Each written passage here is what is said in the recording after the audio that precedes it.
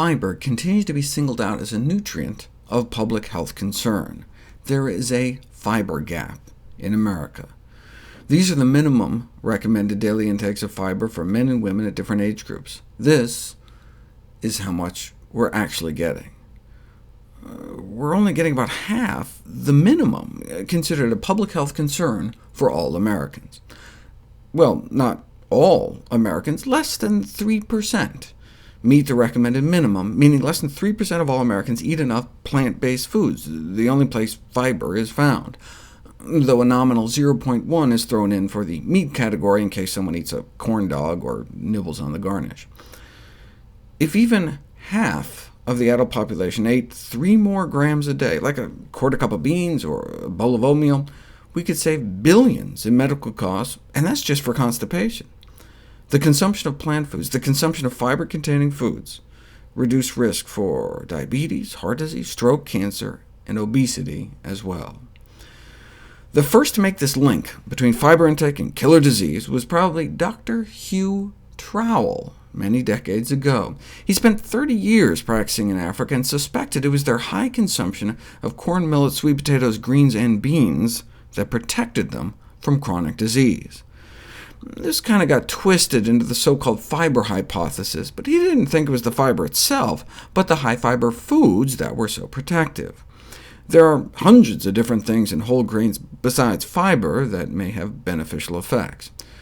For example, yes, the fiber in oatmeal can lower our blood cholesterol levels, so less gets stuck in our arteries, but there are anti-inflammatory and antioxidant phytonutrients in oats that can help prevent atherosclerotic buildup and then help maintain arterial function. Visionaries like Trowell were not entrapped by the reductionist, simple-minded focus on dietary fiber and insisted that the whole plant foods should receive the emphasis. Fiber intake was just kind of a marker for plant food intake. Those with highest fiber intake, the lowest cholesterol, were those who ate exclusively plant-based diets. Risk factors like cholesterol are one thing, but can these individual foods actually affect the progression of heart disease? We didn't know until this study was published. Hundreds of older women were subjected to coronary angiograms, where you can inject dye into the coronary arteries of the heart to see how wide open they are. They got an angiogram at the beginning of the study, then one a few years later, all while analyzing their diets. This is what they found.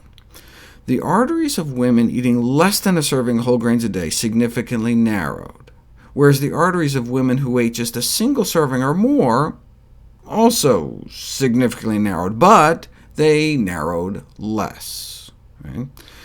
These were all women with heart disease, eating the standard American diet, so their arteries were progressively clogging shut. Heart disease, the #1 killer of American women, but there was significantly less clogging in the women eating more whole grains, significantly less progression of their atherosclerosis.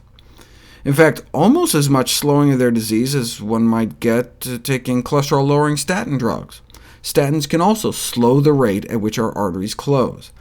But do we want to just slow the rate at which we die from heart disease, or not die from heart disease at all?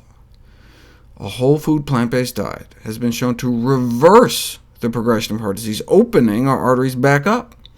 Whole grains, like the drug, can help counter the artery clogging effects of the rest of the diet. Having oatmeal with bacon and eggs is better than just eating bacon and eggs, but better, perhaps, to stop eating an artery clogging diet altogether.